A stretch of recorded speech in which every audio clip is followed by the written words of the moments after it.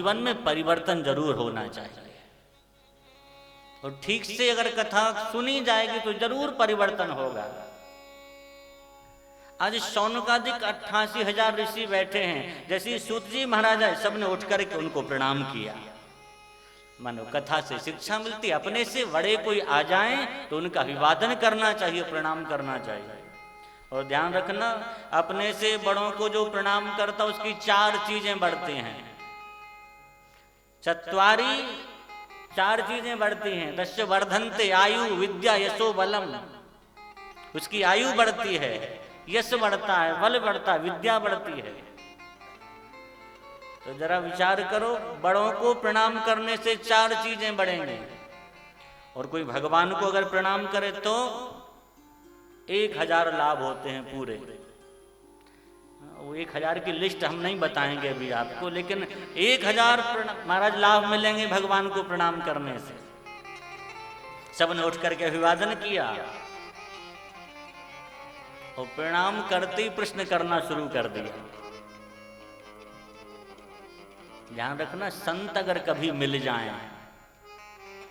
संत जल्दी मिलते नहीं हैं, अगर मिल जाएं तो उनसे कुछ ना कुछ सत्संग की बात पूछ लो, अपने आत्म कल्याण का प्रश्न उनसे जरूर कर दो, बाद में औपचारिकता कर लेना,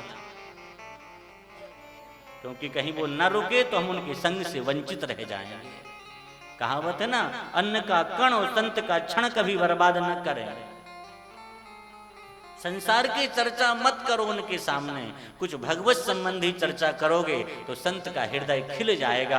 और संत जब प्रसन्न हो जाएंगे तो ठाकुर जी को राजी होने में देर नहीं लगेगी, वो स्वतः ही राजी हो जाएंगे।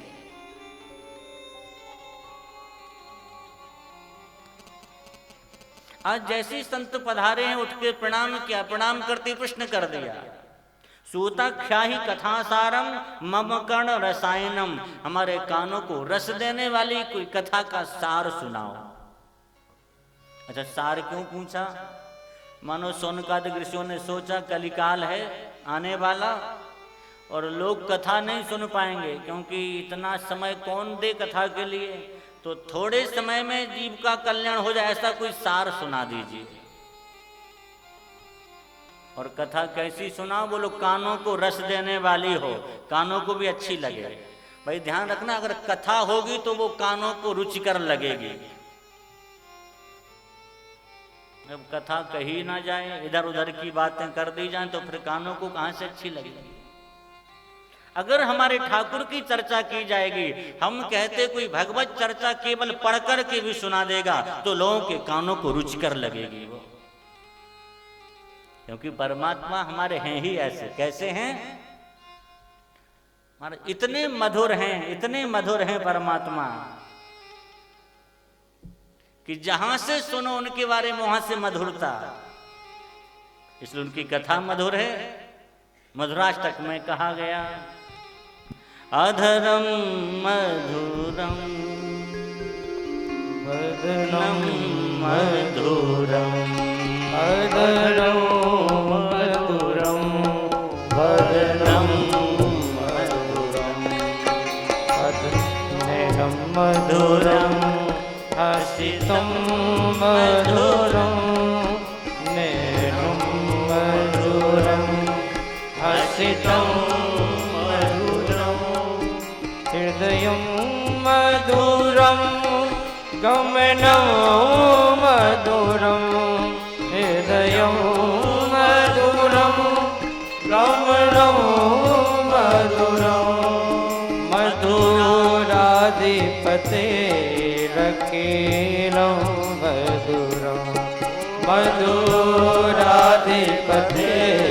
रकीलम मधुरम, वचनम मधुरम चरितं मधुरं, वचनं मधुरं चरितं मधुरं, वसनं मधुरं वमितं मधुरं, वसितं मधुरं वलितं मधुरं, चरितं मधुरं भ्रमितं मधुरं।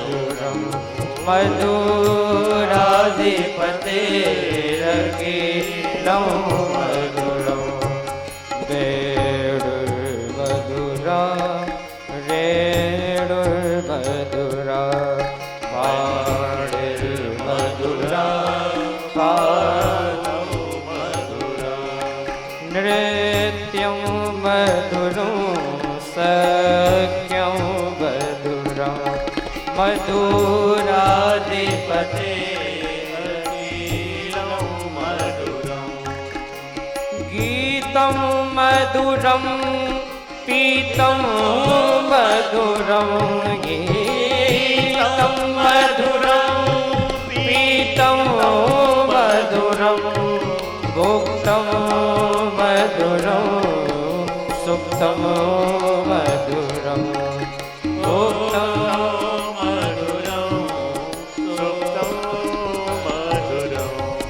रूपं मधुरं तिलकं मधुरं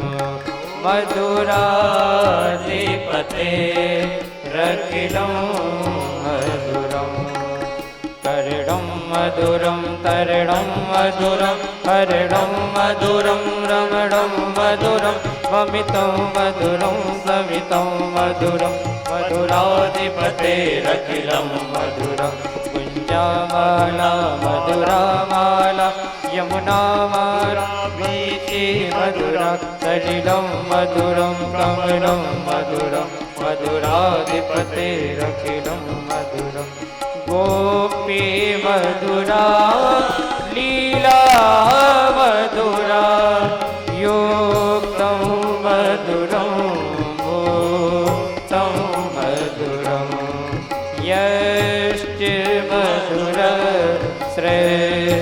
श्रेष्ठिर्मधुरा मधुराधिपतेरखिलं मधुरं गोपा मधुरा गावो मधुरा यश्चिर्मधुरा श्रेष्ठिर्मधुरा दलितं मधुरं फलितं मधुरं मधुराधिपतेरखिलं